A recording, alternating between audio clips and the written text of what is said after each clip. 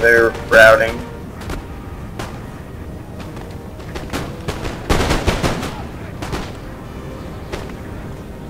And I do believe Austria is basically wiped out. So I begin to move my troops down the hill.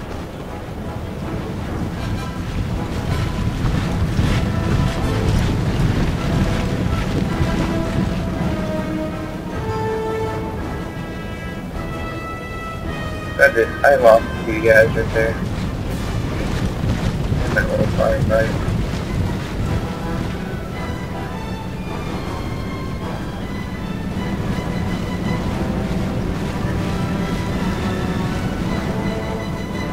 And right now they shape their lines to face our incoming army. So basically it's guards around the outside and then coasted around the back at the moment. And this rarely works because if you have integrated lines and you're using each other's units, then it's ineffective because when you try and move a unit, you have to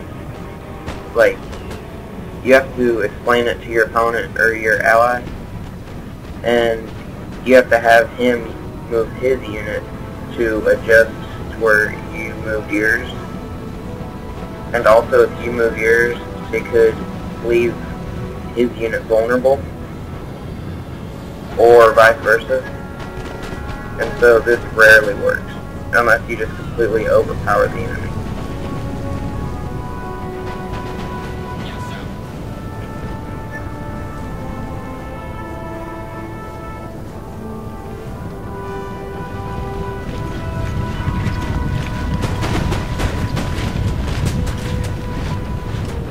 And he starts taking shots at my light infantry as we advance.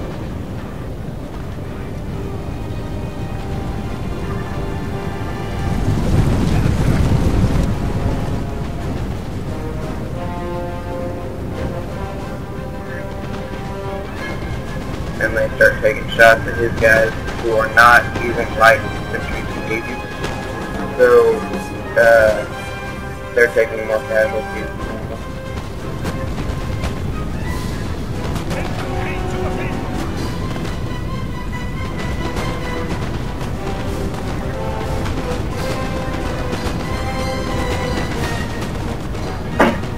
So they're firing.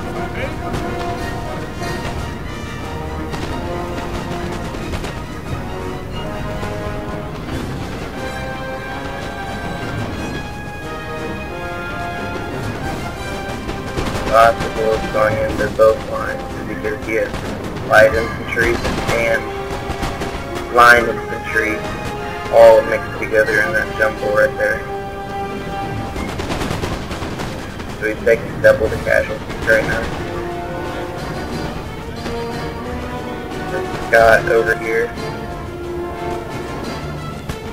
taking shots at the Fusiliers right there.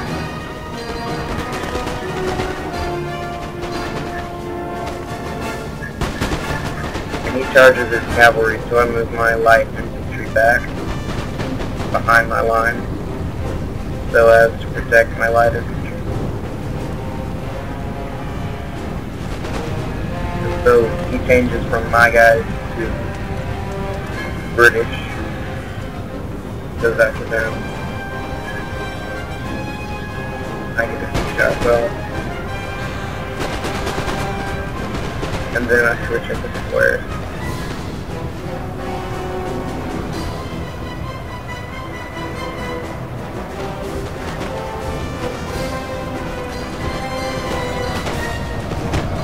So that cavalry charge wasn't very effective because he didn't charge light infantry that were left all alone. He charged them when they were right in front of him. So now you see this little circle taking shape. I get out of square mode. And I send my Fusiliers up in front of my line.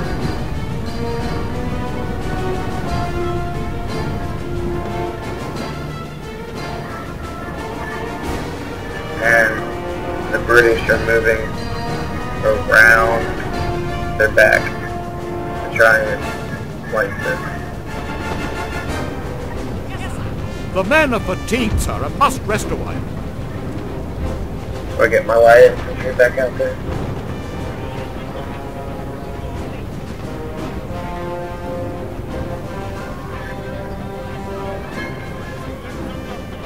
And we're taking lots of shots at them.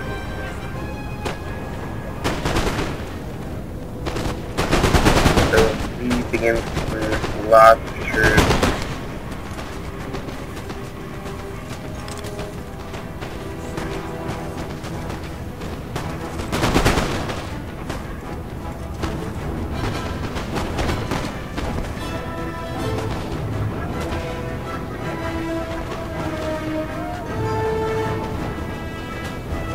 So they break, and now he just has one Chester unit left, and he pulls them back to try and protect them.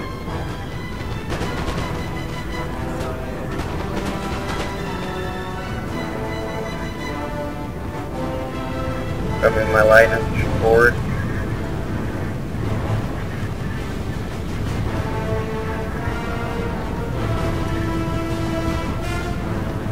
Squeeze my line, kind of.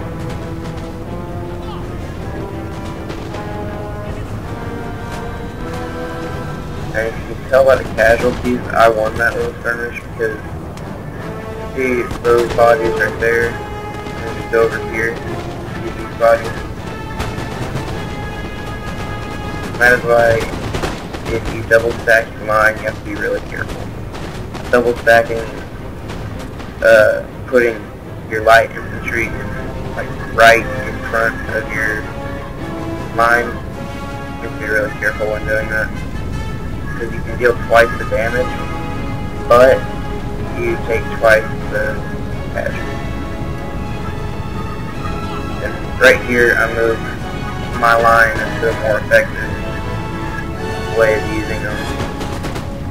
And I split it, and I send one half of it in front and another in reserve. It looks like that. Up here, my general hanging out on the hill with his bodyguard. So the shots are fired over here, and they're taking out the rest of the Prussian cavalry. And he begins to retreat from my forces into the circle.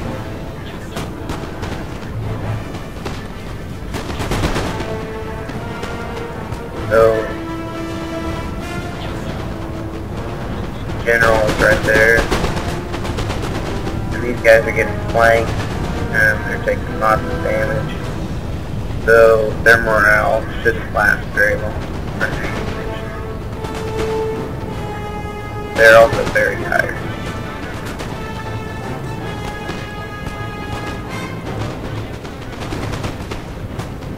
So Gaz gets the idea that he needs to break through this line right here. So he charges most of his army trying to break a hole in this line right here. So I move my troops forward to try and flank him while he's doing that to keep him from escaping. Because whenever he's around the enemy, and he breaks through, he always gets another shot. But if he can't break through, then he's got it.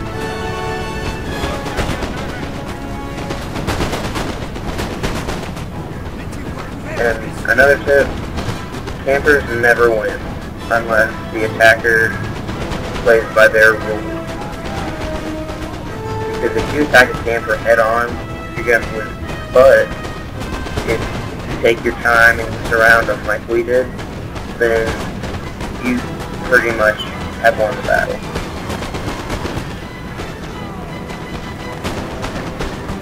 So my guys are just breaking them with volley after volley.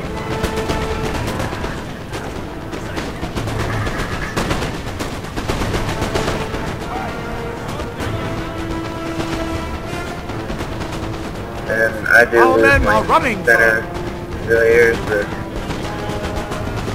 It's my first loss of the day, and I do believe my only route battle. So, it doesn't really matter. All 12 guys in there.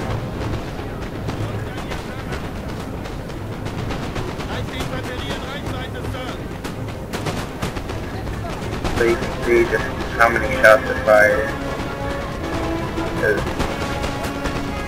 they're just unloading on these guys. You can see that the morale right here is not good. They're taking heavy casualties. And the British line join up right there as they finally reunite. And they begin to move forward on Prussian line. You can see how many casualties there are. All the smoke and dust fire. Gunfire.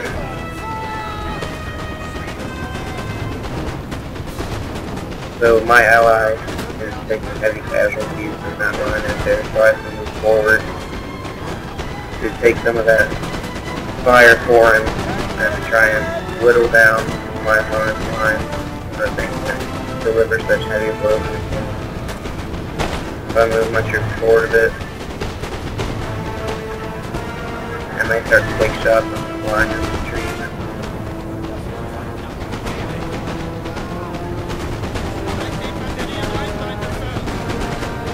And they are just dropping like flies.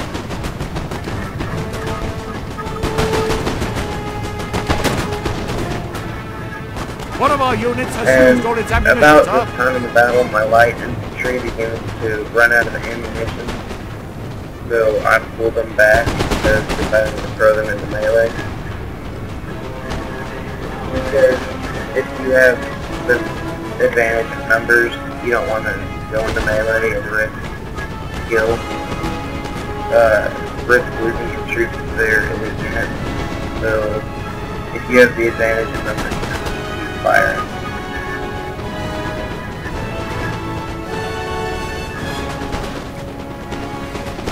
One of our units has used all its ammunition up.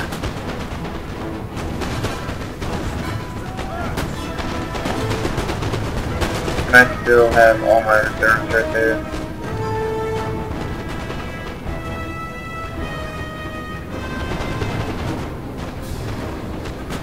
My general overlooking the battle on that little ridge right there.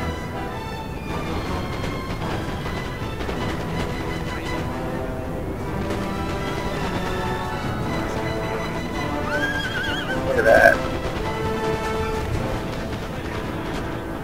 Okay, sure that.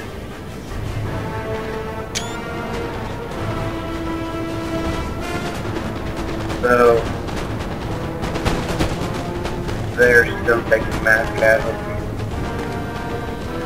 And I move my troops over there. The men of Spread out the fatigues line. must rest Get away. more shots off on them. See this guy's dropping flies. And they still have a bunch of elites.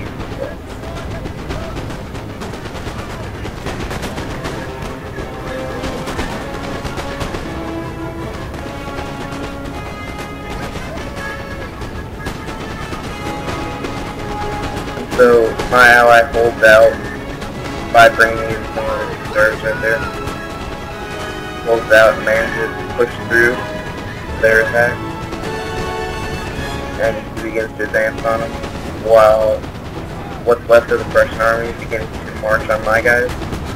And it just happens to be made up of 2 foot guards that basically have not had any casualties, and 1 unit that basically is like a casualty. So they are brought to try and break through my line right there. So I move my musketeers forward to try and help out. And I start to take shots at the foot guards.